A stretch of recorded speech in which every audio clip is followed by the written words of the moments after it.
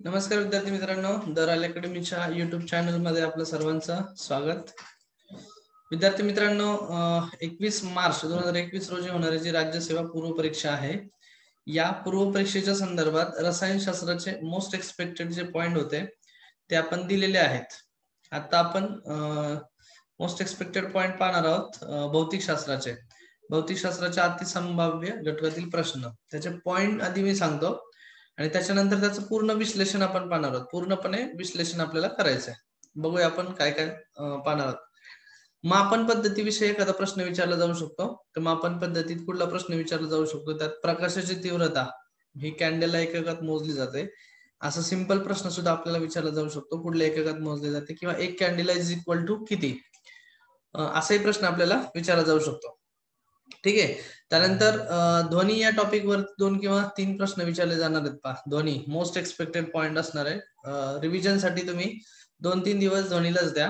आता हे शेवटी आपण का देतो, त्याचं रिझन असं आहे की तुम्ही सर्व करावं आणि 1-2 दिवसामध्ये तुमचं रिव्हिजन चांगल्या पद्धतीने व्हावं किंवा 5-6 दिवसात रिव्हिजन चांगलं व्हावं आणि कुठल्या पॉइंट वरती तुम्ही रिव्हिजन केलं पाहिजे, असा एक घटक आपण याच्यातून काढून देतो. पण वाचन तुमचं जास्त असणं अपेक्षित आहे आणि तुम्ही बऱ्याच दिवसापासून वाचन करत आहात.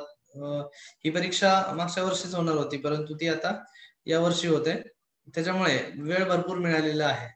मग ध्वनी या टॉपिक वरती 2 किंवा 3 प्रश्न आपल्याला विचारले जाणार आहेत. तर ते 2 किंवा 3 प्रश्नाचे पॉइंट कुठले आहेत, संपीडने आणि विरलने हा पहिला पॉइंट आहे. पहा, रेअर फॅक्शन ज्याला आपण विरलने म्हणतो किंवा कॉन्ट्रॅक्शन ज्याला आपण संपीडने असं म्हणतो, म्हणजे ज्या ठिकाणी माध्यमाची घनता कमी असते तिथे विरलने तयार होतात आणि ज्या ठिकाणी माध्यमाची घनता जास्त असते त्या ठिकाणी संपीडने तयार होतात. त्यानंतर characteristic of sound, loudness, pitch of sharpness, quality of timber, intensity of sound, speed of longitudinal waves आणि साऊंड इन गॅसेस मधला किंवा न्यूटनचा फॉर्म्युला किंवा लाफ्सचं जे करेक्शन आहे त्याबद्दलचा एखादा प्रश्न आपल्याला विचारला जाऊ शकतो. आता थोडंसं मी एक सुरुवातीला पॉइंट सांगतोय. आता हे पॉइंट ऑलरेडी आपण दराल अकॅडमीच्या दराल अकॅडमी पुणे हा जो आपला टेलिग्राम चॅनल आहे त्या टेलिग्राम चॅनल वरती 2 महिन्यापासून आपण हे सेंड करतोय. मागच्या वर्षी आपण हे दिलं होतं 5 सप्टेंबर मध्ये. मागच्या वर्षीची परीक्षा पुढे गेली, त्यानंतर सप्टेंबर मध्ये होणारी जी आपली परीक्षा होती किंवा ऑक्टोबर मध्ये होणारी, म्हणजे असं 2-3 वेळा ढकललेली पुढे, आपल्याला सगळ्यांना माहिती आहे. आता 5वी वेळ आहे. त्यानंतर इंटरफरन्स ऑफ साऊंड, त्यानंतर डिफ्रॅक्शन ऑफ साऊंड याच्यावरती प्रश्न विचारला जाणार आहे. त्यानंतर हीट नावाचा जो टॉपिक आहे त्यातले टेम्परेचर किंवा थर्मोडायनॅमिक्स वरती एखादा प्रश्न विचारला जाऊ शकतो. त्यात महत्वाचं आहे कंडक्शन, कन्व्हेन्शन आणि रेडिएशन, वहन, अभिसरण आणि प्रारण. माध्यमाची आवश्यकता असते. माध्यमामध्ये हे जे आहे द्रव किंवा वायू माध्यम, आणि इथं माध्यमाची आवश्यकता नसते रेडिएशन मध्ये. नॉर्मल प्रश्न सुद्धा इथे विचारला जाऊ शकतो. ग्रॅव्हिटेशनल वरती एखादा प्रश्न आपल्याला विचारला जाऊ शकतो. जे न्यूटनचे नियम आहेत गुरुत्वाकर्षणाचे, फर्स्ट, सेकंड, थर्ड लॉ जे आहे त्याच्याबद्दल किंवा युनिव्हर्सल लॉ ऑफ ग्रॅव्हिटेशन त्याच्याबद्दल एखादा प्रश्न आपल्याला विचारला जाण्याची दाट शक्यता आहे. तुम्ही त्याच्यावरती काम करा. बघूया आपण डिटेल मध्ये आज आणखी काय काय विचारलं जाईल. एक आणखी सूचना तुम्हाला, हे जे काही सगळं घेतोय आपण ते सामान्य विज्ञानचे माझं पुस्तक आहे, प्राध्यापक बाबुराव पडळकर लिखित सामान्य विज्ञान. या पुस्तकामध्ये खूप डिटेलमध्ये आपण डाटा घेतलेला आहे. डिटेलमध्ये म्हणण्यापेक्षा कमीत कमी पेजेस पण जास्तीत जास्त डाटा, जो एक्झाम ओरिएंटेड डाटा आहे. काय अनावश्यक बाबी पूर्ण टाळलेल्या आहेत, आवश्यक बाबीवरती पूर्ण भर दिलेला आहे. अगदी बेसिक पासून हायेस्ट पर्यंत दर्जेदार असा संदर्भ ग्रंथ तयार झालेला आहे आणि त्याचा पुरेपूर वापर करा. त्यातून प्रश्न मिळणारच आहेत. आता ते तुम्ही हे जे आपण मोस्ट एक्सपेक्टेड देतोय, गेली 4 वर्षापासून आपण देतोय आणि त्यातले प्रश्न येत आहेत. 18ला 17-18 प्रश्न विचारले होते, 19 मध्ये 12-13 प्रश्न होते, 17ला 10-12 प्रश्न होते. अगदी व्यवस्थितपणे सगळं आलेलं आहे. त्यानंतर रेजिस्टिव्हिटी, कॉम्बिनेशन ऑफ रेजिस्टन्स यावरती एखादा प्रश्न आपल्याला विचारला जाऊ शकतो. पहा, त्यानंतर इलेक्ट्रोमॅग्नेटिक इंडक्शन याच्यावर एखादा प्रश्न, मेटल डिटेक्टर म्हणून प्रश्न विचारला जाऊ शकतो. पहा, सूर्यमालेतील ग्रहाबद्दल एखादा प्रश्न, उदाहरण मंगळ किंवा उल्कापात याच्याबद्दल एखादा प्रश्न आपल्याला विचारला जाऊ शकतो. आता हे जे पॉइंट्स दिलेले आहेत, हे या पॉइंटचं रिझन असं आहे की मागील ज्या 12 पासून प्रश्नपत्रिका झालेल्या आहेत, 12 ते 19 पर्यंतच्या सर्व प्रश्नपत्रिकेचं अनालिसिस झालेलं आहे. जे मुद्दे आलेले होते ते मुद्दे सोडून जे राहिलेले मुद्दे आहेत ज्याच्यावरती आयोग भर देऊ शकतो असे मुद्दे तुम्हाला, आणि त्याचाही महत्वाचा भाग म्हणजे चालू घडामोडीचा बॅकअप देऊन हे सगळे मुद्दे तुमच्यापर्यंत पोहोचवलेले आहेत. मग तुम्ही सर्वांनी या मुद्द्याचा पुरेपूर अभ्यास करा, म्हणजे ते तुमच्यासाठी उपयुक्त ठरणार आहे.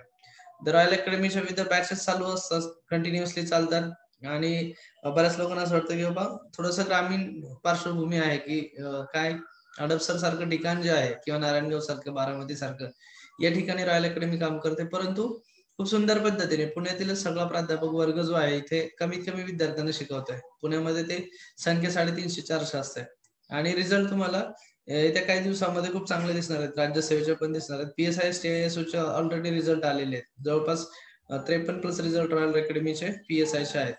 म्हणजे त्या दृष्टिकोनाने भरपूर सारा आपण विचार केलेला आहे, असं अजिबात नाही की विचारच नाहीये आणि खूप तज्ञ प्राध्यापक आहेत. चला तर आपण बघूया काय विचारलं जाऊ शकतं याच्यावरती. पहिलं symbols of various powers of 10 याच्याबद्दल एखादा प्रश्न. ऑलरेडी 2017ला आपल्याला प्रश्न विचारला होता की 10चा 18वा घात म्हणजे काय, त्याला काय म्हणलं जातं, एक्झा. मग बघा 10चा 15वा पेटा, त्याचा सिम्बॉल विचारला जाऊ शकतो. त्यानंतर टेराला 10चा 12वा, गिगा 10चा 9वा, त्यानंतर मेगा 10चा 6वा, किलो 10चा 3रा, हेक्टो 10चा 2रा, डेका आणि डेसी. म्हणजे इथून काय झालेले, इथं -1 झालेले. फक्त अगोदर सगळीकडे काय होतं, -3 -3 झालेलं होतं बा.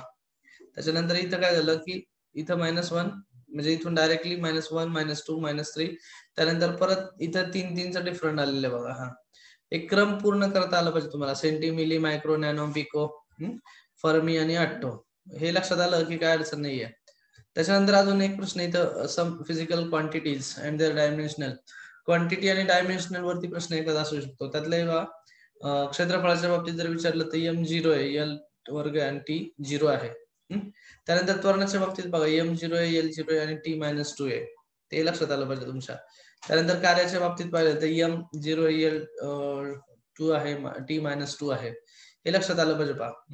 त्यानंतर घनतेच्या बाबतीतला प्रश्न आहे, M 0 L -3 आणि T 0 आहे. ते एक लक्षात येऊ द्या. त्यानंतर साऊंड वरती मी सांगितलं तुम्हाला की अनेक प्रश्न असणार आहेत. तर ध्वनीचे प्रकार आणि त्यांची वारंवारता. आता हे सगळेचे सगळे माझ्या पुस्तकातले पॉइंट्स आहेत. टोटल पॉइंट्स मी बुक्स मधून घेतलेले आहेत. तुमच्या लक्षात येईल की त्याची डेप्थनेस कशी आहे बुक्सची. तो एक मुद्दा आहे किंवा हे डायरेक्ट तुमच्यापर्यंत म्हणजे परीक्षेला येण्याच्या अगोदरचे सगळे मुद्दे पुस्तकात असले पाहिजे. समाज 8 तास आहे तो मी आणतोच. त्याच्यामुळे महाराष्ट्रातील विद्यार्थी जो स्पर्धा परीक्षा करतोय त्याला त्या पुस्तकातून काही बाहेर जाणार नाही याची शाश्वती आहे. म्हणजे जर आपल्याला माहिती आहे की जवळपास भौतिकशास्त्राचे 6 प्रश्न विचारले जातात राज्यसेवेला. मी रसायनशास्त्राचे सांगितले 8-9 प्रश्न आपल्याला या 2-3 वर्षामध्ये सलग विचारलेले आहेत रसायनशास्त्रावर. उद्या मी जीवशास्त्राचा व्हिडिओ टाकणार आहे. जीवशास्त्राचा व्हिडिओ जो सगळ्यांना असं वाटतं की खूप कठीण कठीण काहीच नाही विद्यार्थी मित्रांनो. ती कठीण पातळी जी आहे ती तुमच्यापर्यंत सोपी करून, सुटसुटीत करून अजूनपर्यंत आली नव्हती, ती पोहोचवतोय मी. किंबहुना तिथपर्यंत तुम्ही पोहोचला नव्हता कारण आमच्यासारखं शिक्षकांचा वर्ग तुमच्यापर्यंत पोहोचलेला नाही. एक विशिष्ट नावच तुम्हाला माहित झालेली आहे. त्याच्यामुळे तुम्ही प्रत्येकाला असं वाटतं की नाही ओके हे एक पुस्तक वापरलं की फायनल, दुसरं कुणीच असू शकत नाही. तसं अजिबात नाही विद्यार्थी मित्रांनो. महाराष्ट्रामध्ये अनेक शिक्षक आहेत, दर्जेदार संदर्भ ग्रंथ आहेत त्यांचे दर्जेदार संदर्भ तुम्ही वापरायला हरकत नाही. हा जो सामान्य विज्ञानाचा दर्जेदार संदर्भ ग्रंथ आपल्या समोर घेऊन आलेला आहे खूप उत्तम पद्धतीने बा. मग त्यामध्ये ध्वनीचे प्रकार, वारंवारता आणि वैशिष्ट्ये. श्राव्य ध्वनी, त्यानंतर श्राव्यातीत ध्वनी आणि अवश्राव्य ध्वनी. प्रत्येकाची मर्यादा दिलेली आहे, तुम्ही वाचलेले असेल तेव्हा. श्राव्यातीत ध्वनीचा उपयोग जो आहे त्याच्याबद्दल एखादा प्रश्न पहा. इकोकार्डिओग्राफी मध्ये, ECG मध्ये त्याचा उपयोग होतो. म्हणजे कशासाठी तर हृदय रोगाचं निदान करण्यासाठी. म्हणजे मेडिकल शास्त्रामध्ये, वैद्यकीय क्षेत्रामध्ये त्याचा काय फायदा होतो. त्याबरोबर मेंदूतील बिघाड असेल, गर्भाशयातील मुलांची तपासणी असेल, पोटातील ट्युमर असेल किंवा स्नायूंच्या वेदना असेल किंवा मुतखडा असेल, सगळं फोडण्यासाठी म्हणजे वैद्यकीय क्षेत्रामध्ये. त्याबरोबर भौतिकशास्त्रामध्ये समुद्राची खोली, पाणबुडीचे स्थान निश्चित करण्यासाठी. त्यानंतर जैवदृष्ट्या जर पाहिलं तर दुधातील जीवाणू जे आहेत ते नष्ट करण्यासाठी किंवा माशाचा कळप जो आहे पाण्यातला तो शोधण्यासाठी. वटवाघूळ मार्ग शोधण्यासाठी श्राव्यातील ध्वनीचाच उपयोग करते. ऐकणारे प्राणी कुठले कुठले आहेत श्राव्यातील ध्वनी? वटवाघुळे, डॉल्फिने, माकडे, मांजर, चित्ता आणि बिबटा, देवमासा. आणि निर्माण करणारे प्राणी कोण आहेत? देवमासा, गेंडा, जिराफ, हत्ती, डॉल्फिन आणि हिप्पोकॅम्पस. लक्षात ठेवा, निर्माण करणारे खालीलपैकी कोण आहे आणि ऐकणारे कोण आहेत? असा एक सिंपल प्रश्न सुद्धा तुम्हाला विचारला जाऊ शकतो. आणि असा सिंपल प्रश्न विचारला तर त्याचं उत्तर तुम्हाला आलं पाहिजे पहा. त्यानंतर अवश्राव्य हा अत्यंत महत्वाचा पॉईंट आहे. अवश्राव्य ध्वनीला अडथळा आल्यास त्यातील ऊर्जा कमी न होता पुढे निघून जाते. डायरेक्ट एखादा प्रश्न विचारला जाईल की असा असा विषय आहे आणि यातून काय होतं. याला सर्वात कमी वारंवारतेचे असतात बघा. त्यानंतर मी लाप्सच्या दुरुस्तीबद्दल बोललो होतो. लाप्लासची दुरुस्ती का न्यूटनच्या मते संपीडन आणि विरलन आहे, मंद समतापी आहे.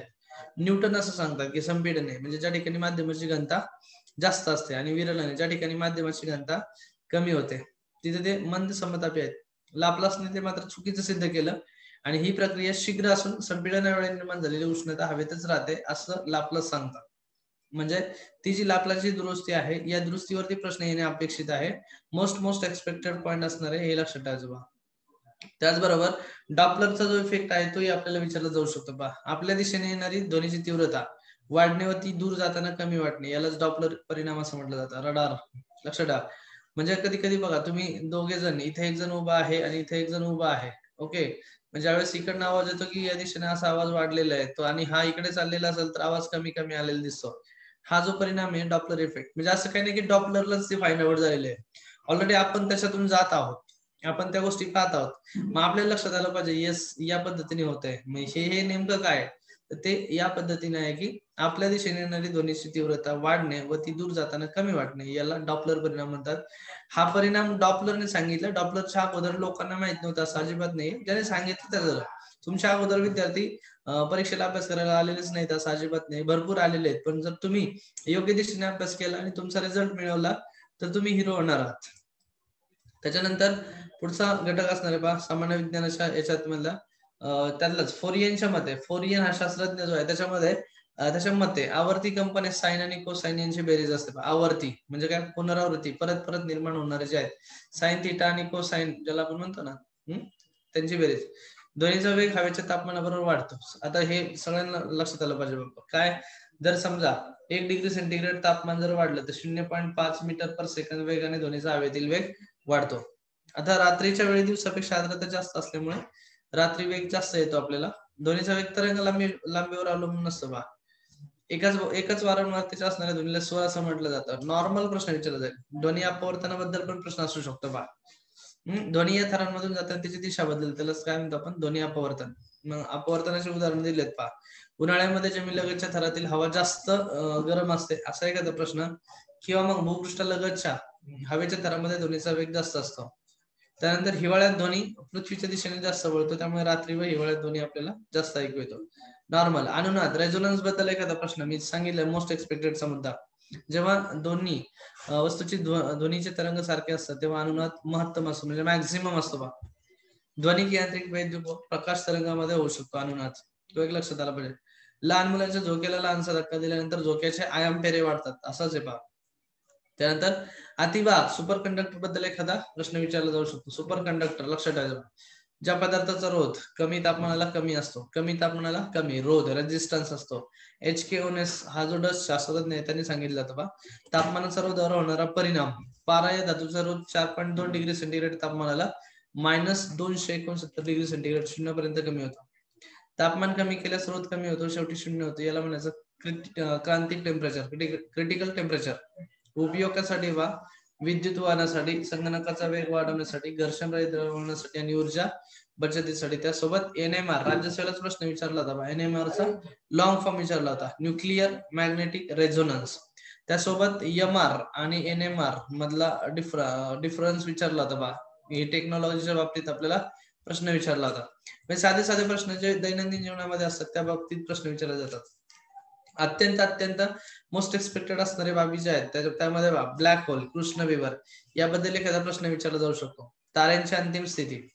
एका विशिष्ट वस्तुमानापेक्षा जास्त वस्तुमानाचे तारे त्यांच्या आयुष्याच्या शेवटी आकुंचन पावत कृष्ण विवरात रूपांतरित होतात. अशा कृष्ण विवरांजवळचे गुरुत्वाकर्षण इतके जास्त असते की प्रकाश देखील त्यापासून सुटू शकत नाही आणि यामुळेच अशा ताऱ्यांना कृष्ण विवर असं म्हटलं जातं. लक्षात ठेवायचं बा. हा पॉईंट इतका महत्वाचा आहे अत्यंत महत्वाचा आहे ज्याच्यावरती आपल्याला प्रश्न विचारला जाऊ शकतो. त्यानंतर नीलश्रुती ज्याला आपण ब्ल्यू शिफ्ट असं म्हटलं जातं त्याच्यावरही प्रश्न विचारले जाण्याची दाट शक्यता आहे. एखाद्या वस्तूकडून येणाऱ्या प्रकाशाचा वर्णपट निळ्या रंगाकडे सरकल्यास त्या घटनेस भौतिकशास्त्रात विशेषतः खगोल भौतिकीमध्ये नीलश्रुती म्हणजेच ब्ल्यू शिफ्ट असं म्हटलं जातं. एखाद्या वस्तूकडून येणाऱ्या प्रकाशाचा वर्णपट कुठल्याही वस्तूकडून येणाऱ्या प्रकाशाचा वर्णपट जर निळ्या रंगाकडे सरकला म्हणजे वर्ण जे आहे हे जर निळ्या रंगाकडे सरकला तर त्याला आपण काय म्हणतो नीलश्रुती. लक्षात ठेवा. त्यानंतर बायनरी स्टार याच्याबद्दल प्रश्न विचारला जाऊ शकतो. आता या संकल्पना तुम्ही भौतिकशास्त्राच्या कुठल्या पुस्तकामध्ये पाहिलेलं नसतील पहा, पण अशा संकल्पना विचारतात. मागच्या वेळेस मी जो कालच्या रसायनशास्त्राच्या लेक्चरमध्ये सांगितलं होतं तुम्हाला, ग्रीन केमिस्ट्री जसे प्रश्न विचारला होता, तसंच हा द्विस्टार म्हणजे बायनरी स्टार याच्याबद्दल प्रश्न विचारला जाऊ शकतो. A binary star is a star system consisting of two stars orbiting around their common barycenter. System of two or more stars are called multiple star systems. These systems, especially when more distance, often appear to the unaided eye as a single point of light, and are they revealed as a multiple by other means. याच्यावरती द्विस्टार वरती प्रश्न. त्यानंतर खगोलीय एकक जे आहे त्याच्यावरती प्रश्न, ऍस्ट्रॉनॉमिकल युनिट. खगोलीय बघा, याची 100% प्रश्न इथे विचारला जाऊ शकतो, त्याच्यामुळे तुम्ही इथे करायचं पहा. गुरुग्रहाचे सूर्यापासूनचे अंतर 5.2 ऍस्ट्रॉनॉमिकल युनिट आहे, तर प्लुटोचे अंतर 39 ऍस्ट्रॉनॉमिकल युनिट आहे. आता किती एकूण ग्रह आहेत? 8. प्लुटोची मान्यता काढलेली आहे, कारण ग्रह कसं होतं की सूर्याच्या कक्षेभोवती, सूर्याच्या म्हणजे सूर्याभोवती त्याच्या स्वतःच्या कक्षेत फिरले पाहिजेत. पण प्लुटो कसा होता की तो त्याच्या कक्षेत न फिरता दुसऱ्याच्या कक्षेत फिरत होता, म्हणजे तो स्वतःच्या कक्षेत फिरत होता परंतु दुसऱ्याच्या कक्षेत जात होता, म्हणून त्याला ग्रहाची मान्यता काढून टाकलेली बा. Caesium standard most expected question असणारे बा सीझियमच्या बाबतीत प्रश्न, कारण पूर्वी जे युनिट होते सगळे ते युनिट प्रकाशाच्या वेगावरती डिपेंड होते. निर्वात पोकळीतून प्रकाशाने पार केलेले जे अंतर आहे त्यावर आधारित हे युनिट होते, परंतु आता सीजीएम अणूमधून बाहेर पडणारा जो प्रकाश आहे त्याच्या आधारावरती युनिट घेतले जातात पहा. जे जिनेव्हा आणि स्वित्झर्लंडच्या सीमेवरती आपण बिग बँग थेअरी प्रयोग केला होता, पण पॅरिस जवळ जे सेव्हरस नावाचं ठिकाण आहे तिथं इंटरनॅशनल वेट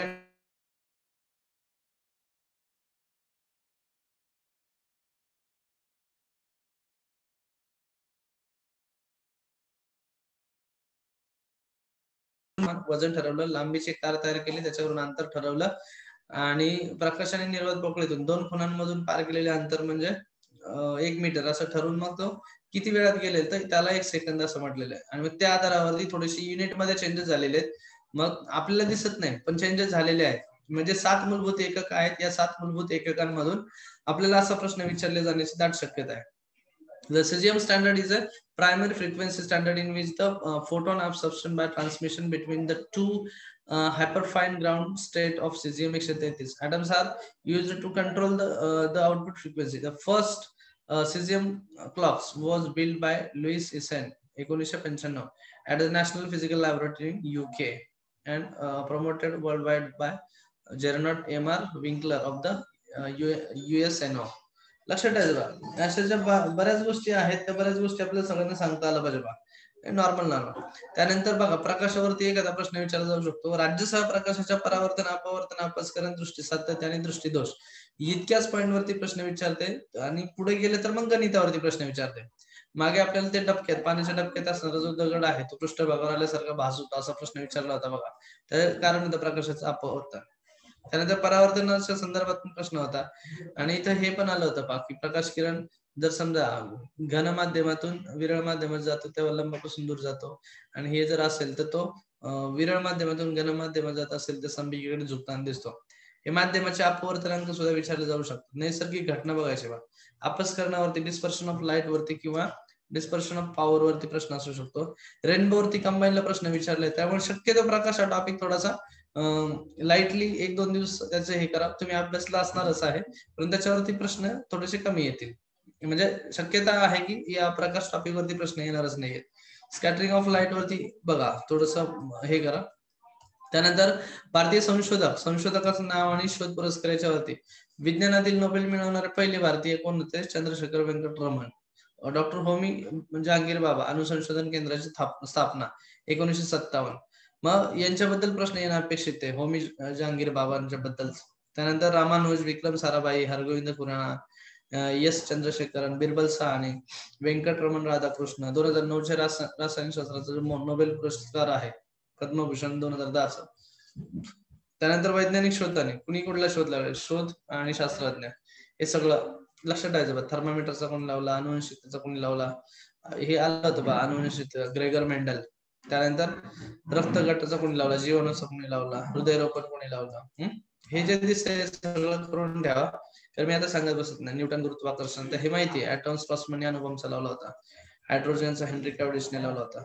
काही उदाहरणं पण म्हणजे गणिताचे जर प्रश्न विचारले तर ते ध्वनीवरती असतील, बाकी दुसऱ्या कुठल्याच पॉईंट वरती नसेल. इथे दिलेलं आहे 25 वायूमध्ये 0.8 हवेमध्ये आहे, तर तरंग लांबी मग वारंवारता काढायला सांगितलं. मग इथे दिलेलं आहे सगळं तरंग लांबी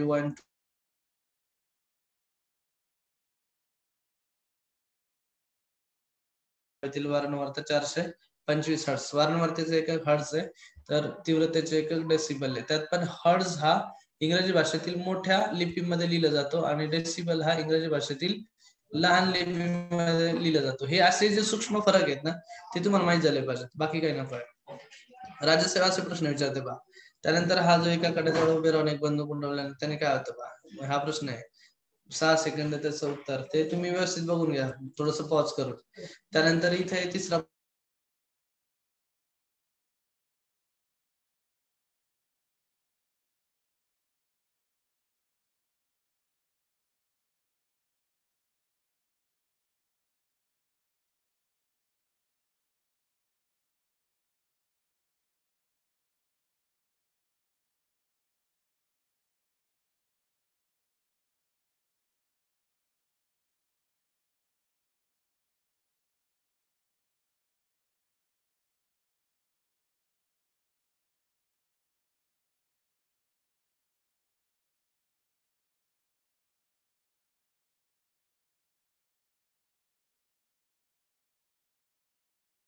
अनालिसिस स्ट्रॉंगच झालं पाहिजे. जोपर्यंत अनालिसिस स्ट्रॉंग होत नाही तोपर्यंत काहीच सांगू शकत नाही. मग ऑलरेडी आता अनालिसिस वरती सांगितलेले आहे काय काय आपल्याला करावं लागणार आहे, काय काय करावं लागणार नाहीये. ओके, म्हणजे सगळे पॉइंट तुमच्यापर्यंत पोहोचलेले आहेत. या सर्व पॉइंटच्या दृष्टीने तुम्ही अभ्यासाला सुरुवात करा. तुम्ही चांगल्या पद्धतीने काही अडचण निर्माण होणार नाहीये. तुम्ही जर व्यवस्थित अभ्यास केला तर मग काहीच अडचण निर्माण होणार नाहीये. तुम्ही अभ्यासावरती पूर्णपणे झोकून देऊन काम करा. झोकून देऊन काम करणं गरजेचं आहे. तुम्ही जोपर्यंत झोकून देऊन काम करत नाही तोपर्यंत होणार नाही. आपली एक याच्यासाठी म्हणजे हे सांगितलं मी, विज्ञानाचं पुस्तक आहे PSIST याचं पुस्तक आहे. अजून आपलं जे बॅच आहे ते PSIST ASO ची बॅच सुरू होणार आहे 22 मार्च पासून. म्हणजे सकाळी 8 ते 10 ऑनलाईन बॅच असणार आहे, दुपारी 2 ते 5 ऑफलाईन बॅच असणार आहे, हडपसरला असणार आहे. आणि राज्यसेवेचे पुढचे बॅचेस सुरू होतात मे पासून. PSIST मे पासून सुरू होतात. आपले मित्र किंवा कोणी असतील तर त्यांना अवश्य सांगा, म्हणजे त्याच्यावरती आम्हालाही काम करता येईल. तुम्ही त्याच्यावरती चांगल्या पद्धतीने काम करा, आम्हाला काहीच अडचण नाही. म्हणजे हे मी ऑलरेडी सांगितलं तुम्हाला की कुठलं पुस्तक आहे बघा, हे असं पुस्तक आहे. त्यानंतर ह्या बॅचेस मी दाखवतो तुम्हाला कुठल्या आहेत.